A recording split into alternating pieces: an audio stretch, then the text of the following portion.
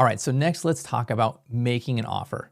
We're gonna kind of put two things together here, the location selection part and the funding part, because we're gonna need to get some type of funding to make an offer on our piece of land here. So when we're looking at this, we can look at it from two different perspectives here. We can do one of two things. We can have a takedown loan, which I'll come back to, or we can have a longer option period or a longer escrow period when we go to make an offer. So let's talk through that first. If you're going to make an offer on a piece of property, you would need to do your due diligence. You're going to need to talk to the city, talk to the fire marshal, go through some of these different hoops. And you have hopefully gone through your due diligence checklist already. You've talked to some of these things, but sometimes, you have your preliminary conversations and they say, hey, you can do this and this and this. Your zoning type's fine, but you need to do this, right? Or sometimes they're like, no, we don't know yet for sure, right? You need to go to the city council meeting or you have to go to some planning and zoning commission, right? Like there may be like some things that are, hey, this is a slam dunk, you can do this, or you know what, we're not sure yet, it's gonna take this longer time period. So sometimes when you are prepping to make an offer, you need a longer time period. So in those cases, right, you can ask for a longer option. You can say, hey, I need 90 days, or I need 60 days, or I need 180 days. Or perhaps it's, hey, I need 90 days to figure this out, and then I wanna have an extension period, right? I'm gonna pay X amount of dollars and I can borrow, or I can use an extra 30 days to go through this because, you want me to buy this property, but the city says I need 4 months to do this, right? I have to go through these hoops. I have to have this type of meeting or go before this board, right? And present my situation here. Before you go to make an offer, some of these things you have to consider. What type of due diligence timeframes do I need?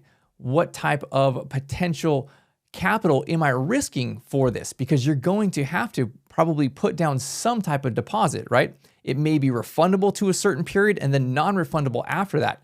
And I think it's fine to risk some money, but what is that amount of money, right?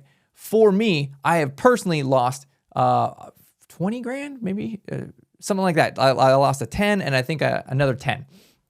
Going through and learning these lessons, because there was 2 pieces of property that I backed out on, right? I said, nope, that does not work for me for several different reasons. But really going through my due diligence checklist. And I got through some of these things, the initial part, and it was probably fine, but there were some potential deal killers there that I still couldn't investigate fully yet. So I used that period, right, to investigate that further and then said, no, I'm gonna back out on this deal. I'm gonna look for a different piece of property. So I think that's totally fine, but you need to count the cost for you. What is the likelihood that this deal will work versus what are the risks as far as potentially deposit that you have to put down? When does it become non-refundable? And that's really a personal decision for you, right? So I have no problem. I've sold a lot of properties. I understand that there are holding costs for the seller. I have no problem paying the seller for their time, but I want to calculate what that is worth to me versus the likelihood that this deal is going to work. If it's a slam dunk deal, I know it's going to work. Perfect. Let's jump all in, right? But if there's some uncertainty there, I don't like risking money if there's big uncertainty. So you can have this longer escrow period, right, in order to get all your ducks in a row. I've known people who've had a really long escrow period and they said, hey, I'm gonna go through, they say, I'm going to get my bids from my contractor, I'm gonna get my permits done. It might take 3 or 6 months, right? I have that long of an escrow and I'm not gonna close the land until I have my final loan, which may be an SBA loan, it may be a commercial loan, but it's a long-term loan. They've, getting all their ducks in a row in this really long escrow. Okay, that I think is less realistic most of the time. I think it is better to have some type of takedown loan. So let's talk about that next. What I mean by a takedown loan is a short-term loan. It may be 6 months, it may be 12 months. It is not a 30-year loan, right? You're not gonna have this for that long. This is a loan so that you can take possession of land, you can own the land, and then you can start going through the next things.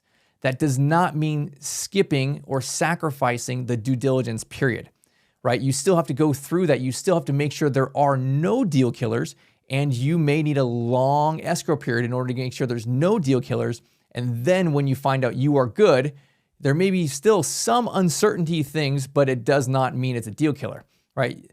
You've purchased the land, you have some type of short-term financing. You may go to your local bank and say, hey, I want to buy this land. I'm going to build on it myself, right? 20% down. You may say, grandma, lend me money for this. And, it's private money. You may get hard money for it. There's a number of different ways you can go about and do this. But ultimately, it's a short-term loan. And usually you may be paying higher interest for this because it's that short-term loan. So that's what I refer to as a takedown loan. And I think that's a vital step here because most of the time you need to have possession of the property to do the necessary things in order to get your stabilized loan, in order to get your bigger construction loan, right? They're going to want you to have all of your architectural stuff done, all of your engineering stuff done. They want to have a full plan set. They want to have your builder's bid, hard numbers back. They want to have an appraisal back, right? That stuff can take 3 to 6 to 9 months. Heck, it can take longer if you have a difficult city to work with. So realistically, can you ask your seller, hey, give me 3, 6, 9, 12 months of an escrow period? They're probably going to tell you to kick rocks, right?